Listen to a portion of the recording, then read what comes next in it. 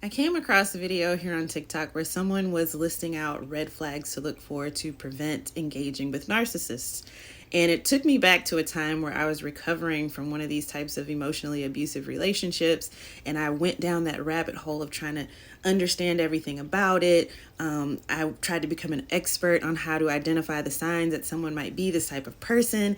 And I was just engulfed in fear and hyper vigilant about being able to identify these people. And I was totally blind to the reality that the only way to prevent interacting with these type of people, or at least letting them into your inner circle and investing too much, is through self-love. And it's because I had such high self-esteem, which is very different. And so I had high self-esteem. I accomplished everything I set out to accomplish. I believed that I was able to do that under any circumstance. I knew that I was a catch. But self-love is different. Self-love is making choices in every moment that honor your values, that honor your needs. It's being present with yourself and respecting how you feel and what you're experiencing in every moment.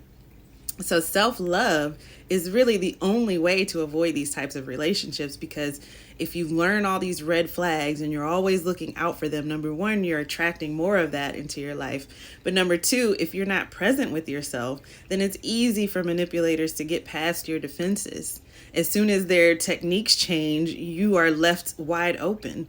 But if you're constantly checking in, if you're constantly aware of what you're experiencing and how it's impacting you, you'll notice the gaslighting emotionally. You don't even have to call it gaslighting. You'll notice when someone is behaving in a way that doesn't consider your best interests or your needs, and you'll naturally move away from that. So a lot of people will say, oh, if you got into an emotionally abusive relationship, it's because you don't love yourself. And they're right. But if someone had told me that when I was experiencing it, I would have taken it as victim blaming. But really understanding this concept is empowerment, because it's simpler than understanding 1,000 red flags and constantly having to be on guard. Loving yourself has benefits beyond preventing getting into these types of abusive relationships. It improves your life in all areas, and you'll notice that your friendships will change, your career will change, the way you take care of your body will change. And so it's much bigger than identifying red flags. It is becoming a person who has green flags towards yourself. Do you show up for yourself?